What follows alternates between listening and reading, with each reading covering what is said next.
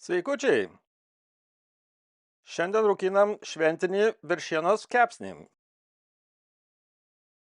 Šį gražų mėsos gabalą nusipirkau dar rudenį ir laikiau šaldiklyje šaldytą iki šventinio laikotarpio. Pagaliau atėjo laikas jį iškepti ir bus tikrai įdomu. Kad kepsnys kepant išlaikytų savo gražią formą, tai aprišu tiesiog specialia virvele ir darau tą labai paprastai, tiesiog atskirais gabalais susikarpiau virvutę ir aprišu tarp kiekvieno šonkaulio. Nieko baisaus neatsitiktų, jeigu to aprišimo ir nedaryčiau, bet tiesiog mėsa gali prarasti savo formą ir nebebus toksai ypatingas šventinis vaizdas. Aprišus kepsnį galima jį įtrinti prieskoniais, tai kaip visada prieskoniai yra jūsų asmeninis pasirinkimas. Aš šį kartą darysiu ypatingų būdų ir prieš parą tiesiog dedu vien tik tai druską ir dedu į šaldytuvą, kad pasimarinuotų šiek tiek. Kodėl nededu kitų prieskonių? Todėl, kad pasirinkau labai specifinį būdą, kaip pagerinti kepsnio skonį ir taip pat dar suteikti gana tokiai liesokai mėsai papildomai riebalo.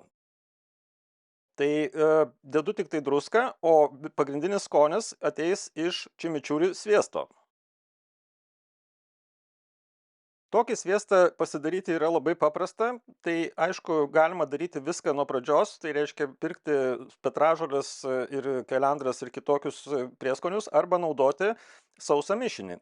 Tai šiuo atveju naudoju sausą mišinį, tik tai papildomai dar pridedu prieskonių, kurių man atrodo gali būti daugiau. Tai yra aštrus pipirai, čili dribsniai ir kajeno pipiriukai, taip pat česnakų daugiau norisi ir dar papildomai druskos.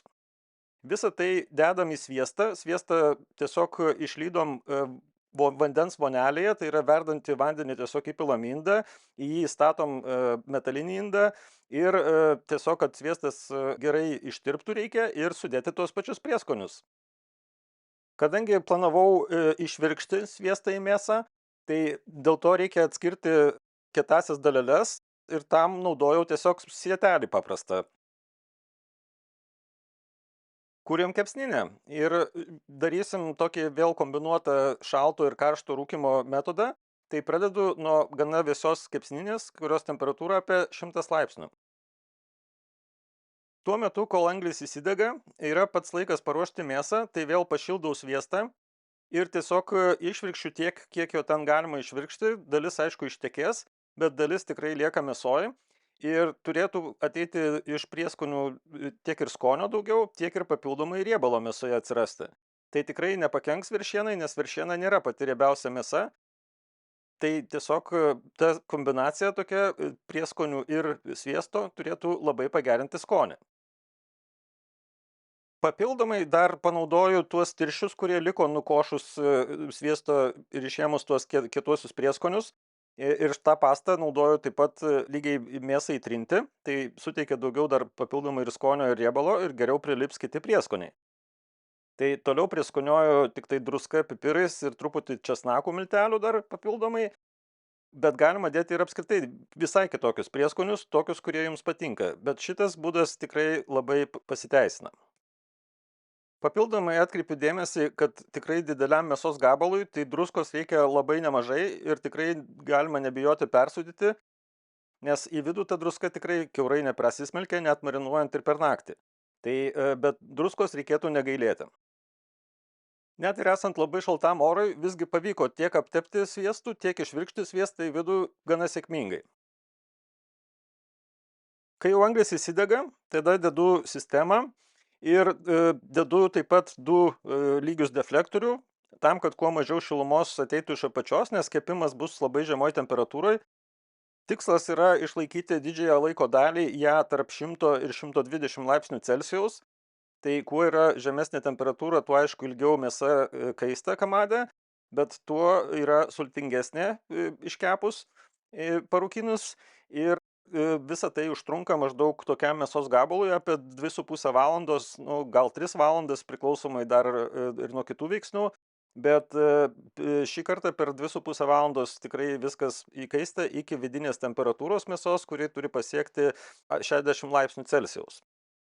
Kepsnį nuimsiu šiek tiek anksčiau dar, nepasiekus tos galutinės temperatūros, bet dedu 2 termometrus ir viską pamažu tolygiai kaitinu, tuo pačiu mėsa rūkinasi ir kepsninė labai lėtai kaista. Tai maždaug nuo 50 laipsnių Celsijaus pakyla iki 100 su viršum per daugiau nei valandą. Tačiau nuolat reikia žiūrėti, kad ta temperatūra nepakiltų aukščiau negu reikia ir nuolat mažinant atidarimą tiek viršuj ir apačioj.